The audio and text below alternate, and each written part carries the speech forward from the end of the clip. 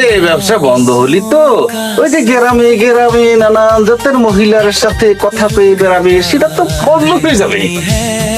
এই আপনি আগুনের মধ্যে ক্রিস্টাল ঢালতেছেন না? হ্যাঁ, আপনি কি শ্বশুরের যাত্রার মধ্যে নিয়ে পড়বেন? মেয়ে জামাইয়ের কথাবার্তার মধ্যে এরম ফাউল কথা কোনো ফাউল শ্বশুরও করতে পারে না। মনটা কষ্টে আমার।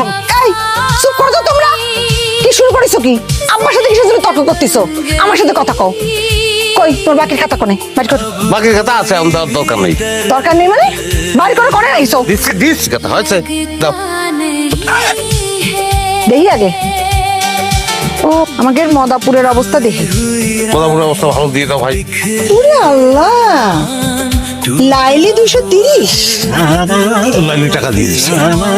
টাকা দিলি পরে বাকির খাতা তার নামটা কিরাম করে জলজল করতেছে। হ্যাঁ বলে কাটিনি। ভুলে কাটুনি না? ভুলে কাটুনি। তোমার কথা তুমি বিশ্বাস করবো না?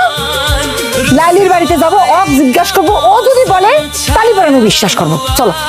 আল্লাহ রে, পুরো টান মারো আল্লাহ, আমি আর পাচ্ছি না। তুমি লালির বাড়ি আমার সাথে যাবা, ওর কাছে তুমি শুনবো, তারপরে বিশ্বাস করবো।